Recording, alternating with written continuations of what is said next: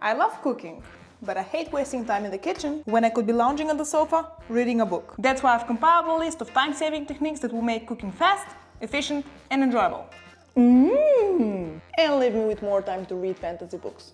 But you can't do much in terms of cooking with an empty fridge. Which is why you need to do your grocery shopping first. Wait, there was one thing I needed to do before this. Planning!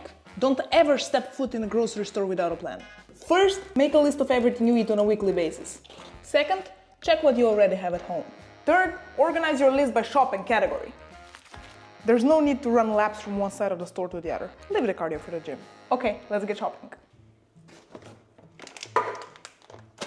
Now that we have everything we need, let's look at where else we can save time. Kitchen organization. Having a clear plan of where all the food goes in the kitchen will make storing groceries a lot easier. And you'll be a lot quicker to notice when you're running low on something. Mattia, we need to get some walnuts. Make your life easier by investing in some glass containers and label everything. Wait, that's not right. Before you fill up your fridge too quickly, take a moment to decide what needs to be kept cold and what can go in your pantry. You don't need to be here. Now that all your food items have their designated space, we can move on to kitchen tools. If you have to reach to the back of your cabinets to get to that lemon squeezer you use every day, cooking will be neither fast nor enjoyable. There you are! Organize your kitchen tools by frequency of use and put the ones you use most often closest to your working space. Your Christmas mugs can chill in the back until next December. Or not. Sometimes I like to get festive in the spring, especially when it's snowing in the middle of April. Hello, global warming. This next one will only apply to you if you're in the process of redesigning your kitchen, but it's a very important one, so hear me out. If you have the chance, make sure you have enough counter space between your sink and your stove. Do not, under any circumstance, place the sink and the stove on opposite sides of the kitchen. While you're preparing food, there's so many times you need to wash a knife or your hands before you keep going. Or you just need some extra water to deglaze the pan. Having both the sink and the stove right next to you will save you so much time.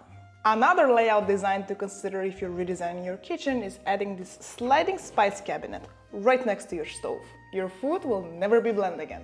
As far as tools go, invest in a nice sharp knife and a big wooden cutting board. So much chopping goes into cooking at home, and if your knife is dull and your cutting board wobbly, you won't be having a good time. Aside from these two essentials, a lemon squeezer, a garlic press, a strainer, and a peeler are your new best friends that will make your life easier and your cooking more efficient. And the most important tool, a smelly can. Okay, it's not that smelly, but I started calling it that years ago and the name stuck, much like these potato peels will stick to it when Mattia is cleaning it. A nice little can like this, positioned right next to your cutting board, will help you minimize the mess you make while cooking, and you can use the scraps as compost for your garden. We love multi-purpose items in this house. We've covered tools, let's look at appliances now. Our apartment didn't come with an oven, so we bought this small one because I can't live a life without pie or lasagna. It takes much less space than a traditional big oven, it fits enough food, and it takes less energy while baking. Plus, it's easier to clean because it has a much smaller surface area. And that's always a win in my book. Another great kitchen invention is the air fryer. It's even faster than the oven, and you can enjoy French fries without the horrors of deep fried food. And the third and arguably most important appliance in the kitchen is the blender. It's great for pasta sauces, spreads, smoothies, pancakes, the list goes on and on. Just make sure it's powerful enough. No one likes lumps in their smoothies. Okay, I have my food and my tools organized. I have the smelly can right next to me, patiently waiting to get even smellier. I have the kitchen appliances armed and ready to go. Can I start cooking now? No. There's one more step you need to look at before you can get your hands dirty, and that is planning. Before you even think of turning the stove on, take a look at your recipe and organize the cooking tasks. For example, if I'm gonna make a cashew sauce for pasta, the absolute first thing I need to do is soak the cashews.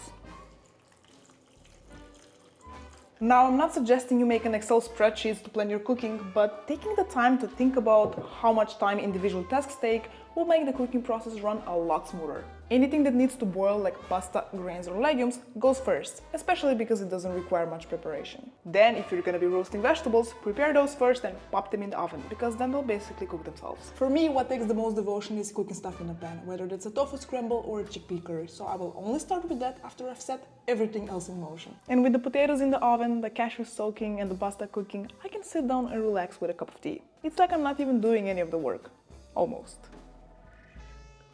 And now it's time for everyone's favorite part of cooking, cleaning! We all know how much we love a kitchen full of dirty dishes because there's nothing more fulfilling than scrubbing greasy pans and scraping crusty pots. To ease your misery and actually enjoy cooking, I would suggest washing things as you go.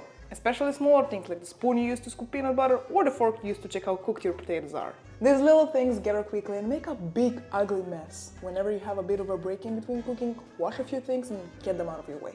And if you're lucky enough to have a dishwasher and it's conveniently placed right below your counter, put things in it as you're cooking. Or, my favorite, make your partner wash the dishes while you enjoy your much-needed rest.